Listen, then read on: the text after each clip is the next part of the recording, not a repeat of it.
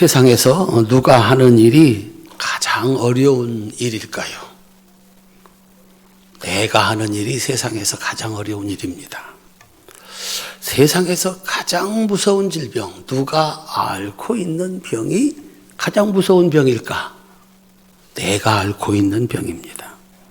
마지막으로 세상에서 가장 중요한 일은 누가 하는 일일까요? 이건 여러분들이 대답을 하셔야 됩니다. 누가 하는 일이 세상에서 가장 중요하다? 내가 하는 일이 세상에서 가장 중요한 일입니다. 그래서 그까짓 것도 못해? 그까짓 걸 가지고 그래? 그러시면 그 사람과는 영원히 함께 갈 수가 없습니다. 관계를 유지할 수가 없습니다. 하지만 이 세상에는 보다 중요한 일은 있습니다. 병원에서 진단과 치료를 합니다. 여기에는 사람의 생명이 달려 있습니다. 나라에서 재판을 합니다. 여기에는 사람의 일생이 달려 있습니다. 교회 와서 신앙생활을 합니다.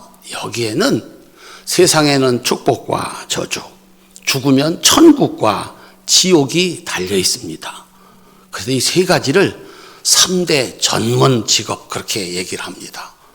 공부하는 기간도 길고 수련 기간도 깁니다. 우리는 자격이 안 되는 사람들이 많은 사람들의 생명과 삶을 결정하는 중요한 자리에서 판단하고 결정하는 것이 얼마나 위험한 일인지를 매일 경험하고 있습니다. 사람의 판단과 그에 따른 행동은 한 사람의 건강, 인생, 영혼 지배하게 됩니다. 흥망성쇠를 지배하게 됩니다. 결국 그가 그런 모습으로 살다가 그런 모습으로 죽는 것은 그의 판단과 행동의 결과입니다. 오늘 본문에는 창녀 둘이 등장을 합니다. 성경에서 창녀라고 하는 단어는 인류 역사의 시작인 창세기 34장에 처음 등장을 합니다. 참으로 오래된 직업입니다. 그 많은 직업이 있는데 왜 이 두 여인은 창녀라고 하는 직업을 갖게 되었을까? 두 여인은 판단을 했고 행동에 옮겼습니다. 그들이 짜낸 지혜, 이렇게 사는 것이 우리가 살 수 있는 방법이다. 그들의 사정 형편은 알려지지 않았습니다. 어쨌거나 두 여인은 생각을 했습니다. 이것밖에는 내가 살아갈 방법이 없다. 둘이 똑같이 임신을 했습니다. 당연히 남자는 등장하지 않습니다. 창녀의 일을 하다가 임신을 했습니다. 그러니 누구의 자식인지도 모릅니다. 둘은 판단을 합니다. 낳기로 결정을 했습니다. 똑같이 아들을 낳았습니다. 그런데 한 여자가 잠결에 이 갓난아기를 깔아서 죽게 했습니다. 옛날 어른들이 종종 이런 얘기 했습니다. 얼마나 피곤하고 얼마나 힘들면 그저 이렇게 아이가 깔려 죽는지도 모르고 그렇게 잤던 거죠.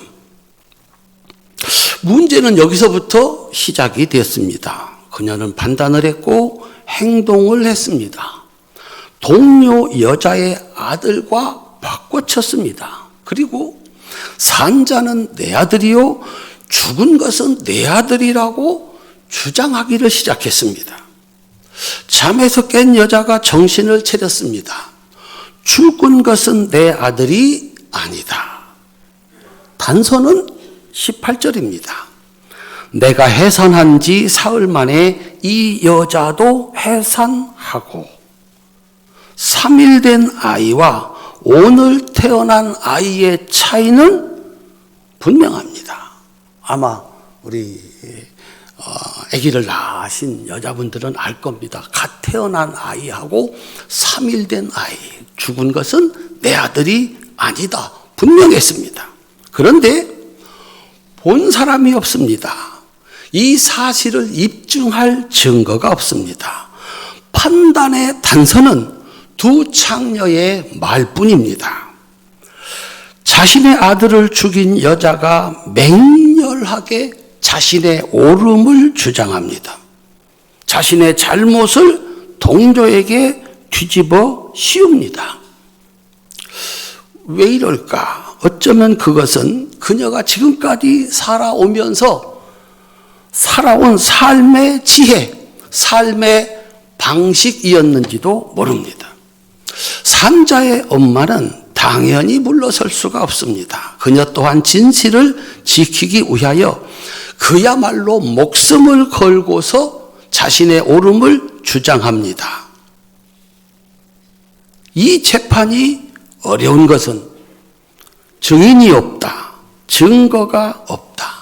한 여자는 발각되면 죽는 아이의 생명을 놓고 거짓말을 하는, 목숨 걸고 거짓말을 하고 있다는 겁니다. 하급 재판에서 옳고 그름을 판단하지 못했습니다. 그래서 마지막으로 왕의 재판을 받게 되었습니다. 이 재판이 잘못되면 먼저 진짜 엄마가 죽습니다. 거짓말한 죄로 죽습니다. 아들은 거짓말로 자신을 낳은 엄마를 죽인 그 원수를 엄마라고 부르면서 성장을 해야 합니다.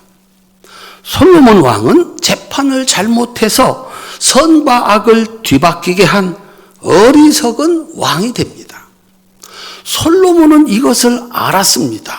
그래서 1000마리 소를 잡아 바치면서 하나님께 구했던 겁니다.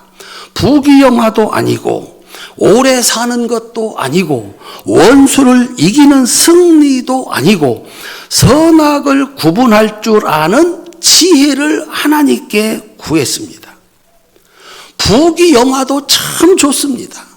싸워서 이기는 것도 참 좋습니다. 오래 사는 것도 참 좋습니다. 그런데 잘못된 행동과 판단과 행동 한 번이면 선한 사람 죽게 하고 악한 사람 살게 하고 내 인생은 파멸이 됩니다. 윤리와 도덕, 사람의 평가 따위는 벌써 내팽개친 2명의 창녀 중 하나가 목숨을 걸고 거짓말을 합니다. 증인도 없습니다. 증거도 없습니다. 솔로몬은 아주 단순한 판결을 내립니다. 아무리 들어봐도 이게 누구 말이 맞는지를, 이 산 아들이 누구의 아들인지를 알 수가 없습니다. 그래서 솔로몬은 이렇게 판결을 합니다. 야, 내가 아무리 들어봐도 나도 모르겠다. 뭐 할 수 없지 뭐. 25절입니다. 산 아이를 둘로 나누어 반은 이 여자에게 주고 반은 저 여자에게 주어라. 한번 따라합시다. 나도 모르겠다. 그냥 공평한 판결입니다. 공평한 판결. 둘이 서로 자기 거라고 하니까 반 나누어 주어라. 그러나 이 아이를 반으로 갈라주라는 솔로몬 왕의 판결에 엄마가 번쩍 정신이 들었습니다. 지금까지는 자기 살기 위해서 소리 질렀습니다. 악한 여자에게 지면 자기가 거짓말한 것이 되고 그러면 죽을 수밖에 없습니다. 살려고 죽기 살기로 싸우는 것입니다. 그런데 왕의 단순한 판결로 이제는 내가 아니라 내가 낳은 아들이 먼저 죽게 생겼습니다. 이 아들을 살리기 위해서 할 수 있는 방법은 하나밖에 없습니다. 이미 증명이 불가능합니다. 이 내가 낳은 아들을 살릴 수 있는 한 가지 방법, 싸움을 멈추는 것입니다. 어떻게 하면 이 싸움이 멈출까? 내가 거짓말했다고 거짓말을 하는 겁니다.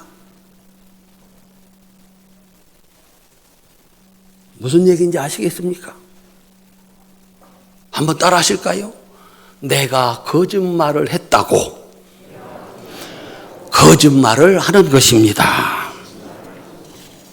그러면 어떻게 되겠습니까? 거짓말을 했으니까. 핏덩어리 하나를 놓고 거짓말을 하고 내 것이라 주장했으니까 그 죄값으로 죽는 겁니다. 왕의 명령은 떨어졌고 당장 내리쳐도 상관이 없는 번뜩이는 칼날이 춤을 춥니다. 지체할 수가 없습니다. 그래서 28절 이런 결정을 내립니다. 열왕기상 3장 26절입니다. 까만 부분은 제가 읽을 테니까 빨간 부분은 여러분들이 읽어보시기를 바랍니다. 그 산 아들의 어머니 되는 여자가 그 아들을 위하여 마음이 불붙는 것 같아서 왕께 아뢰어 청하건대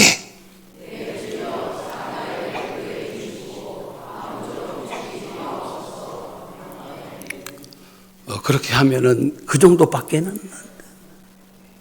내 아들 죽는데 아기들을 안 낳아보신 모양이 아주 오래된 얘기인 것 같아. 여차하면 칼날 떨어져 아기가 반으로 갈라지게 된 겁니다. 제가 한 번만 더 기회를 드리겠습니다. 제가 까만 부분 읽고 빨간 부분은 여러분들이 읽으십시오. 그 산 아들의 어머니 되는 여자가 그 아들을 위하여 마음이 불붙는 것 같아서 왕께 아뢰어 청하건대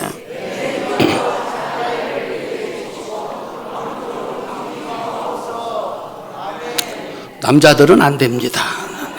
남자들은 안 돼. 평생 이 여자는 같이 살아온 여자와는 다른 선택을 합니다. 다 살자고 윤리도 도덕도 사람들의 평가도 중요하지 않았던 두 여자가 그 중에 한 여자가 나를 죽여 그를 살리겠다고 하는 난생 처음의 선택을 했습니다. 거짓말을 시작한 여자도 마지막까지 지지 않습니다. 열왕기상 3장 26절 하반절입니다. 함께 읽겠습니다. 다른 여자는 말하기를 내 것도 되게 말고 내 것도 되게 말고 나누게 하라 하는지라. 아멘. 그녀는 끝까지 자신의 거짓말을 숨깁니다. 그럴 수 있었던 이유가 있습니다. 원래 그 아들은 그녀의 아들이 아닙니다. 아이를 둘로 가른다는 것이 무엇을 의미하는지도 생각하지 못합니다. 솔로몬이 반으로 나누어 주어라 이렇게 얘기한 것 같지 않습니다. 야, 나도 모르겠어. 그러니까 반으로 나누어서 이쪽 주고 이쪽 줘. 그 보잘것없는 판결, 평범한 판결, 진짜 엄마는 마음에 불이 붙어서 갈라지면 죽는 거야. 사람을 나눌 수는 없어. 그래서 소리 질러서 제가 잘못했습니다.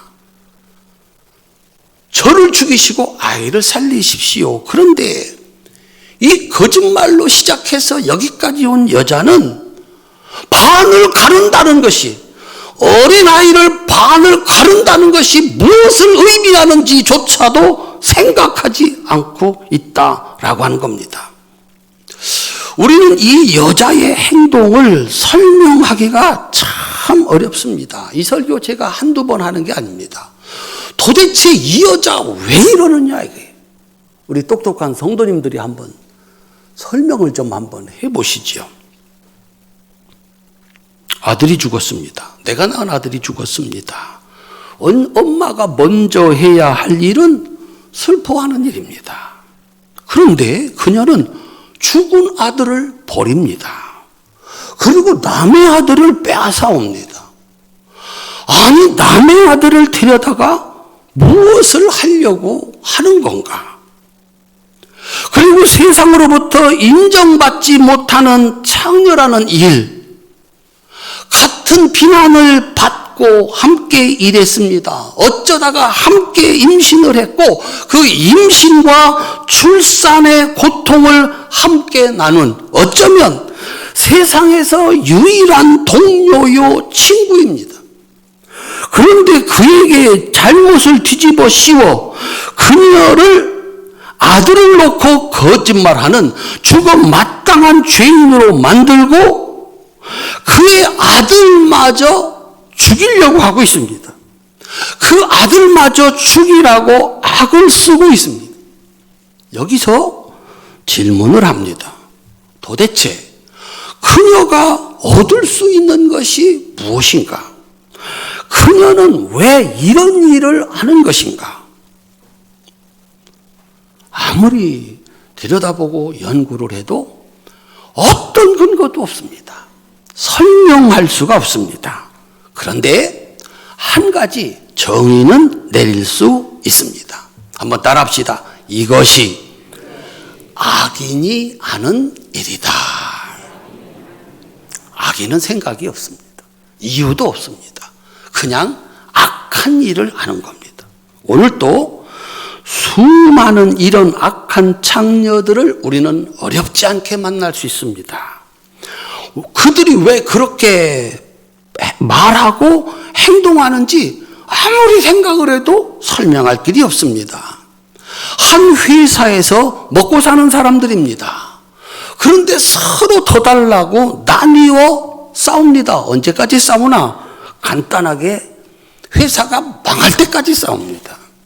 한 나라의 백성들입니다. 그런데 반으로 나뉘어 싸웁니다. 조선은 그렇게 망했습니다. 하나님의 백성들이 모인 이 세상에 어쩌다가 예수의 이름 아니면 볼 일도 없고 만날 수도 없는 사람들이 만나서 한 교회를 이루었습니다. 그런데 나뉘어 싸웁니다. 교회가 망합니다. 부모, 형제입니다. 부부가 만든 가정입니다. 싸웁니다. 가정 파탄에 이르게 됩니다. 그들은 어린아이의 생명에는 관심이 없는 악한 창녀들입니다. 설명할 길이 없습니다. 무엇을 이루려고 하나? 무엇을 가지려고 하나? 그것이 자기 것인가? 이것이 악인들이 하는 일이라는 것입니다. 그런데 이 악한 창녀가 재판장을 잘못 만났습니다. 솔로몬은 하나님의 지혜를 얻은 왕입니다. 사람들은 얼마든지 속일 수 있어도 하나님은 속일 수 없습니다. 솔로몬 왕의 마지막 판결입니다. 열왕기상 3장 27절로 28절입니다. 함께 읽겠습니다. 왕이 대답하여 이르되 산 아이를 저 여자에게 주고 결코 죽이지 말라. 저가 그의 어머니니라 하매 온 이스라엘이 왕이 심리하여 판결함을 듣고 왕을 두려워하였으니 이는 하나님의 지혜가 그의 속에 있어 판결함을 봄이더라. 아멘. 악인의 거짓말 앞에서 아들도 엄마도 꼼짝없이 죽을 수밖에 없습니다. 이 엄마, 진짜 엄마가 살 수 있는 방법이 없고 이 아들이 살 방법도 없습니다. 그들을 살릴 수 있는 분은 모든 것을 아시는 하나님이십니다. 그 하나님이 주신 지혜는 선과 악을 구별하게 만듭니다. 나만 살면 되지. 다른 가정 망가지거나 말거나 사람들이 타락을 하거나 말거나 나만 살면 되지 생각하면서 살아온 그녀가 처음으로 남을 생각합니다. 이러다가 내 아들 죽는다. 한번 따라 하실까요?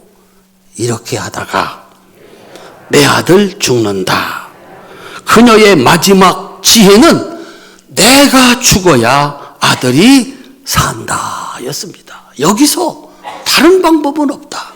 내가 죽어야 내 아들 산다. 어머니는 자신의 생명을 내놓았습니다. 그래서 아들도 자신도 살았습니다.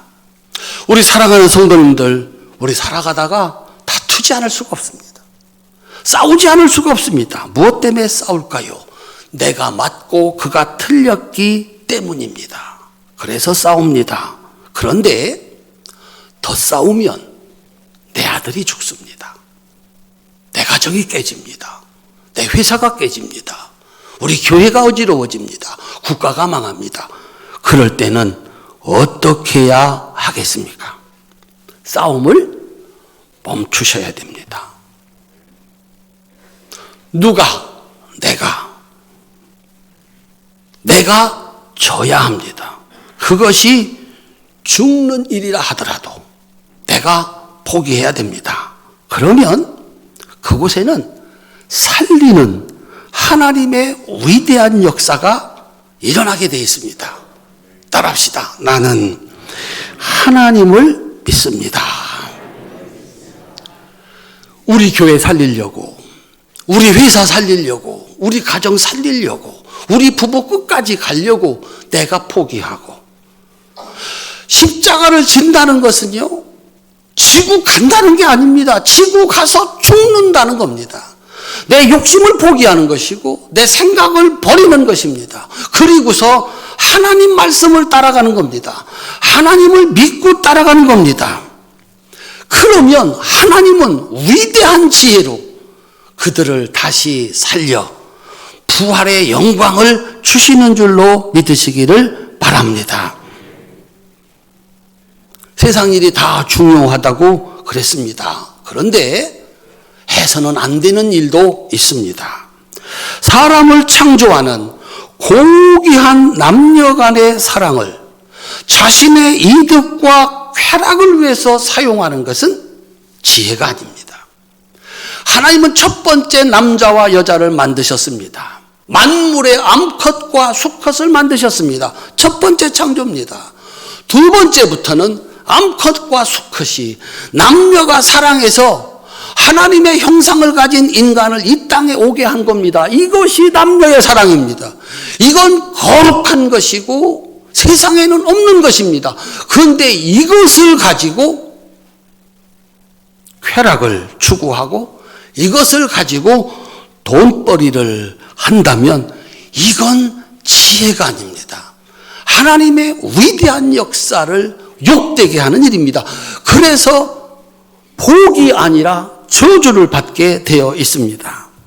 나의 잘못을 다른 사람에게 뒤집어 씌우는 것은 지혜가 아닙니다. 말 한마디로 남의 소중한 것을 빼앗는 것은 지혜가 아닙니다. 지혜는 살리는 것입니다. 지혜의 완성은 하나님을 믿고 내가 죽는 겁니다.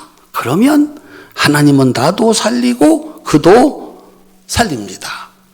하나님께 받은 왕의 지혜는 세상을 구했고 자신을 버린 여인의 지혜는 아들과 자신을 살렸고 악한 여자의 어리석은 지혜는 자신을 파멸로 끌고 갔습니다. 우리도 우리 인생길에 내 인생을 위한 수많은 판결을 내려야 되는 내 인생의 왕들입니다. 아침에 깨어나서 저녁에 잠들 때까지 우리는 수많은 판결을 내립니다. 1부 예배를 갈 건가 2부 예배를 갈 건가. 여러분들은 2부 예배를 가기로 했다 판결을 내렸습니다. 3번 두드리시기 바랍니다. 앞에 앉을 거냐 뒤에 앉을 거냐. 여러분들은 저 문을 들어설 때마다 판결을 내립니다. 오늘은 앞에 앉기로 했다. 3번 두드리시죠. 점심에 식당에서 밥을 먹을 거냐 나가가지고 짜장면을 먹을 거냐 짬뽕을 먹을 거냐 판결을 내립니다. 그것이 우리 인생입니다. 우리는요 우리 인생의 모든 것을 책임지고 판결을 내려야 하는 왕들이십니다. 우리 장로님이 늘 기도해 주십니다. 목사님이 교회를 위해서 수많은 판결을 내릴 때마다 수많은 결정을 할 때마다 하나님 도와주세요. 우리 사랑하는 성도님들, 도대체 증거가 있어야지요. 증인이 있어야죠. 어떤 결정이 옳은 거냐, 어떤 판결이 옳은 거냐. 우리의 오늘 판단과 판결과 그에 따른 행동은 바로 그 다음 순간 내일을 위한 판결입니다. 그런데 내일은 한 번도 그 누구도 살아보지 않은 날입니다. 오늘 내가 내리는 이 결정이 다음 순간에 내일에 어떤 결과를 가져올지 우리 모른다는 겁니다. 그래서 이 판결이 어렵다고 그랬습니다. 나의 판단과 판결이 그리고 행동이 내가 가진 지혜로, 내일을 알 수 없는 우리의 지혜로 내릴 수 있는 게 아니다. 그래서 나의 판단과 세상의 지혜와 지식이 아닌 하나님이 주신 지혜, 하나님의 말씀이어야 함을 믿으시기를 주님의 이름으로 축원합니다. 모릅니다. 하나님 말씀을 그래서 들으셔야 되고 기억하셔야 되고 그 말씀을 믿고 이게 옳다 판결 내리고 가시는 길밖에는 방법이 없습니다. 우리 사랑하는 성도님들, 부활의 아침입니다. 무엇이 다시 살아나면 악이 물러가고 천국이 될까? 우리 몸 아프신 분들이 있습니다. 건강이 다시 살아도 돌아오면 천국이겠습니까? 상관없으신가 보죠? 대답 안 하시네. 이 건강이 돌아오면 천국일 것 같아. 건강의 부활. 잃었던 돈, 하나도 없어. 오죽했으면 사람들이 그렇게 얘기하더라고요. 먹고 죽으려고 해도 돈이 없다고. 참 흉악한 말이에요. 먹고 죽으려고 해도 돈이 없다. 그 잃어버렸던 돈이 다 돌아오면 어떻게 천국이 되지 않겠습니까? 건강할 때 천국이셨습니까? 돈 많을 때 천국이셨습니까?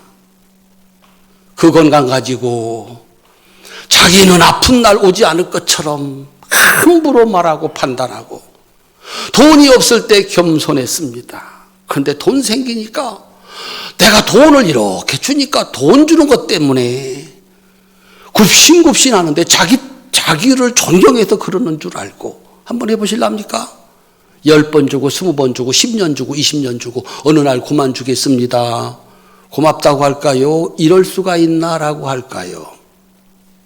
하나님은 에덴 동산에서 인류의 역사를 시작했습니다. 천국이었습니다. 부족한 것도 없고 병들거나 죽는 것이 없는 거기서 하나님의 역사를 시작했습니다. 그런데 그 에덴 동산에 악한 창녀와 같은 악이 들어와서 순식간에 지옥을 만들었습니다. 안 되겠다. 노아 홍수로 다 쓸어버리고 깨끗하게 다시 만들었습니다. 그런데 이 악한 창녀와 같은 악이 이유도 없습니다. 근거도 없습니다. 그 악이 순식간에 다시 세상을 지옥으로 만들었습니다. 10가지 계명 지켜라. 지키면 1000대까지 복을 준다. 안 지키면 3대 만에 멸망당할 거야. 그렇게 해가지고 이 율법을 줘가지고 천국 만들려고 했습니다.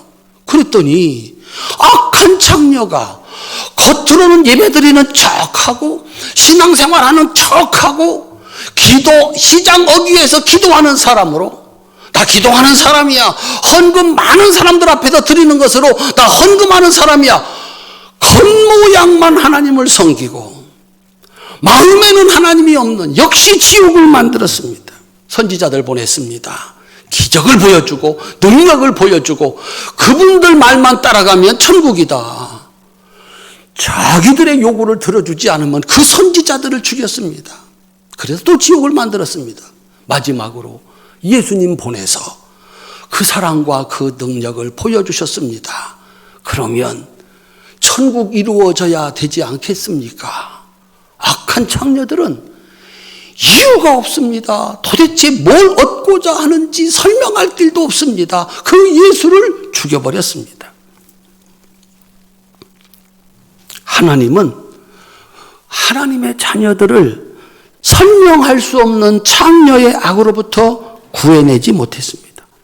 그래서 하나님 지혜의 마지막 완성이 십자가입니다. 하나님이 친히 사람의 몸을 입으시고 예수님으로 오셔서 내 새끼 살려야 된다. 내 새끼 살려야 된다. 내가 아니면 저 자식을 살릴 방법이 없다. 대신 죽은 이 어머니의 십자가. 예수님이 지신 십자가입니다. 십자가는 지고 가는 게 아니고 내가 죽는 겁니다. 내 사랑하는 아들, 딸들. 내가 죽어 저들의 죄값을 다 치르고 나를 믿노라 하면은 그에게 영원한 천국을 주는 십자가와 부활만이 내 자식을 살릴 수 있는 길이다. 이것이 하나님의 마지막 지혜입니다.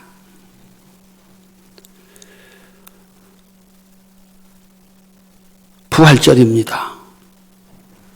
뭐가 살아나면 천국 될까? 건강이 살아나면, 재물이 살아나면 우리 집 천당 될까? 한번 따라합시다. 내가 죽는 십자가가 살아나야 합니다. 하나님 믿고 내가 죽겠다. 내가 손해보겠다. 내가 버린다. 내가 멈춘다. 이거 아니면 천국은 없습니다. 이것이 하나님 지혜의 마지막 완성입니다. 한 달 동안 여러분들이 주신 안식월을 마치고 돌아와서 교회를 이렇게 돌아보는데 성가대 시대에 들어갔습니다. 거기 칠판에 이렇게 써 있더라고요. 교육관 주차장을 이용합시다. 주차장 문제는 성전을 지을 때부터 고민이었고 지금도 고민이고 앞으로도 고민일 겁니다. 도대체 얼마만큼 땅을 사서 주차장을 마련하면 성도들이 마음껏 왔다 갔다 할까? 주차 빌딩을 세울까? 우리 장로님들이 머리를 맞대고 애를 쓰는데 대답이 그렇게 만만치 않습니다. 한번 따라 하실까요? 주차장 천국 만들기. 이야, 왔는데 주차장이 꽉 찼어. 은혜 받기 전에 벌써 입에서 욕이 나옵니다. 입에 잘 은혜 받고 나서는데 빼다가 누가 안 오고 그래가지고 또 은혜 다 쏟고 갑니다.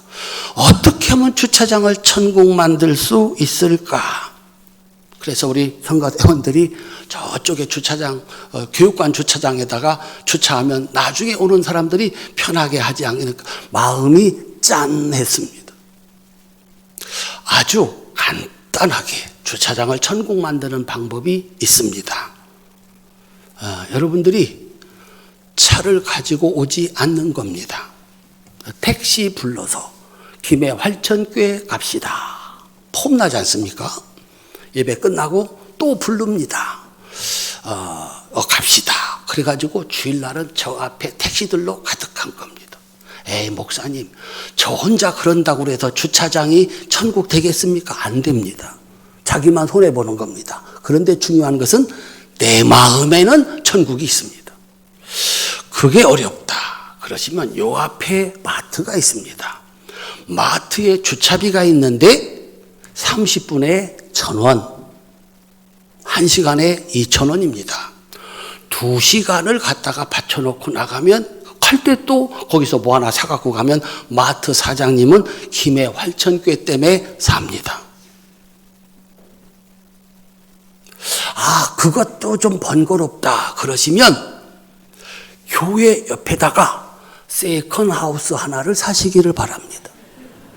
서울 사람들은 이 세컨하우스, 이 별장을 사더라고요. 속초에다도 하나 사고 양평에다도 사기도 하고 또 강화에다 사기도 하고 그래서 일주일 동안 살고 너무 힘드니까 금요일 날 가는 거예요. 가서 고기도 구먹고 바람도 쐬고 그리고 주일날 저녁에 다시 돌아오는 거죠. 우리 성도님들 별장을 요 교회 옆에다 사면 어떻겠습니까? 지친 일주일의 삶을 심야기도 와서 같이 은혜 받고 또 토요일날 또 같이 일하고 고기도 구먹고 주일날 편안하게 예배드리고 다시 일상으로 돌아가는. 그래서 제 아들한테 기회가 되면 얘기를 하려고 합니다. 별장을 살 기회가 있다면 교회 옆에다가 살아. 얼마나 편할까? 우리 사랑하는 성도님들, 자식 말로 가리키는 거 아닙니다. 우리 아버지는, 우리 할아버지는 신앙을 위해서 별장을, 세컨하우스를 교회 옆에다가 샀다. 비싸지도 않습니다. 여기는 다행히. 사랑하는 성도님들, 이거 신앙생활입니다. 누구는 교회를 위해서, 예수님은 교회를 위해서 십자가를 졌습니다. 누구는 교회를 위해서 재산을 바쳤습니다. 누구는 교회를 위해서 그 수모를 당하고 교회를 지켰습니다. 부모님들한테 야단을 맞고 형제들한테 버림받으면서 교회를 지켰습니다. 그런데 교회에 와서 비난하고 내가 질 십자가 지지 않고 남에게 그것을 뒤집어 씌워 우리 하나님 앞에 설 때 어떻게 그것을 신앙생활했다고 말할 수 있을까? 그 돈이 아까워서, 그 시간이 아까워서. 우리 사랑하는 성도님들, 십자가 없이 그 어떤 것으로 가정의 문제도 교회의 문제도 세상의 문제도 해결되지 않습니다. 우리의 고민은 그겁니다. 나 죽으면 어떡하나? 나 손해보면 어떡하나? 따라합시다. 지혜의 완성. 하나님 지혜의 완성. 하나님이 책임져 주시는 부활의 영광이 있음을 믿으시기를 주님의 이름으로 축원합니다. 이 부활절에 사람들은 이게 살아났으면 좋겠다, 저게 살아났으면 좋겠다, 그러면 우리 집 천국이고 우리 교회 천국이지 않겠는가, 한국교회 천국이지 않겠는가. 내 십자가, 내가 지고 가는 십자가, 내가 죽는, 하나님 믿고 죽는 그 십자가가 살아날 때만 내 마음의 천국이요, 우리 집의 천국이요, 교회 천국이요, 세상 천국인 줄로 믿으시기를 바랍니다. 왜냐하면 십자가가 하나님의 마지막 지혜의 완성이기 때문입니다. 부활의 아침에 다른 것 아니라 십자가가 살아나서 천국을 만드는 축복이 활천의 성도들에게 꼭 있으시기를 주님의 이름으로 축원합니다.